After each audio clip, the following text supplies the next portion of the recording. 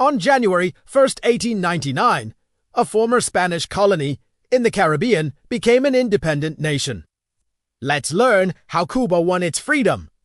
For centuries, the island of Cuba had been part of the Spanish Empire.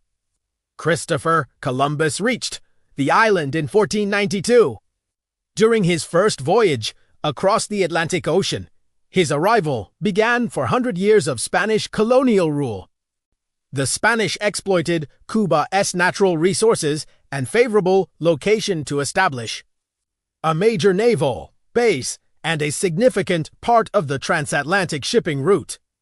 Cuba's fertile land enabled the creation of large plantations producing valuable export crops like sugar, tobacco, and coffee. However, the benefits of colonial rule did not extend to everyone.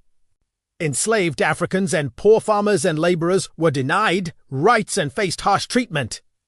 During the 19th century, the desire for freedom and equality grew among the Cuban people. In 1868, Cuba's first war for independence began.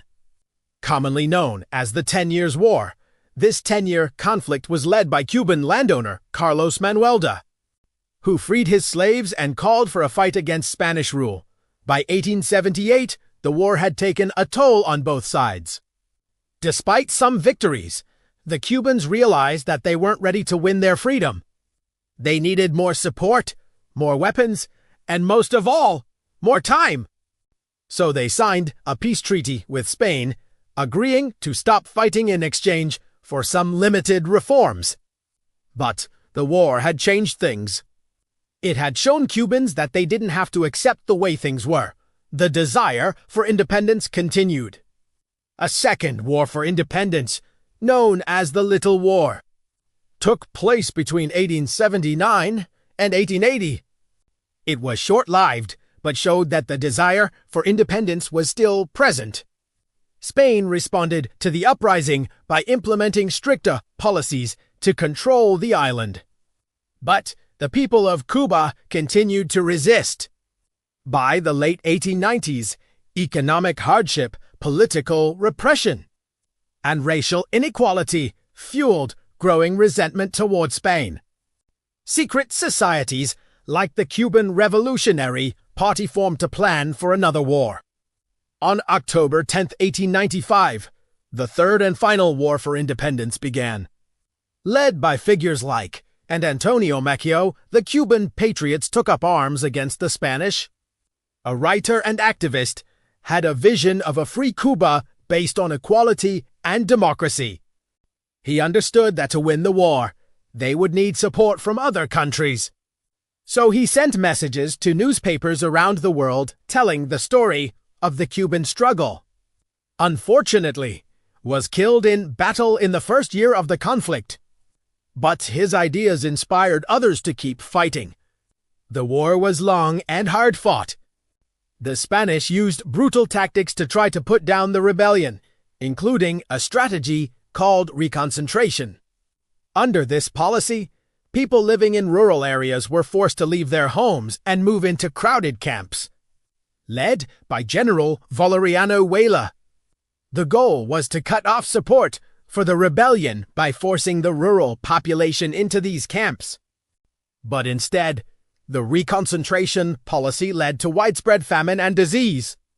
Thousands died, but the Cuban patriots kept fighting. Their struggle gained international attention. People in the United States learned about the Cuban cause and many began to support it. The Spanish-American War, the growing sentiment in favor of Cuban independence, reached a boiling point on February 15, 1898. That's when the USS Maine exploded in the Havana harbor, killing 266 American sailors.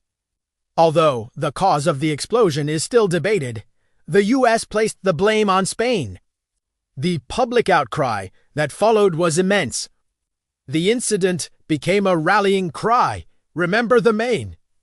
To hell with Spain!"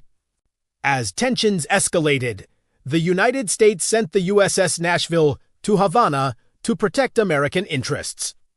When the ship arrived, it was met with protests from Spain. But the U.S. government was determined to support the Cuban cause. On April 20th, 1898, the Spanish-American War began. The conflict was short, lasting just a few months. The U.S. scored decisive victories in Cuba and the Philippines. As the war drew to a close, representatives from the U.S. and Spain met in Paris to negotiate a peace treaty. On December 10, 1898, the treaty was signed. Spain agreed to end the war and relinquish control of Cuba. The United States had won, but at what cost? As the war drew to a close, questions arose about what would happen to Cuba. Would it truly be free, or would it become a U.S. territory? The answer was a compromise. The United States would maintain a military presence on the island until 1902, and even after that. The Platt Amendment would give the U.S. the right to intervene in Cuban affairs and maintain a naval base at Guantanamo Bay. On January 1st, 1899, Cuba became an independent republic. But the reality was that its freedom was limited. The United States had significant influence over the island, shaping its policies and controlling key areas like Guantanamo Bay. The events of 1898 marked the end of Spanish colonialism in the Americas and the start of a new era, with the United States playing a dominant role.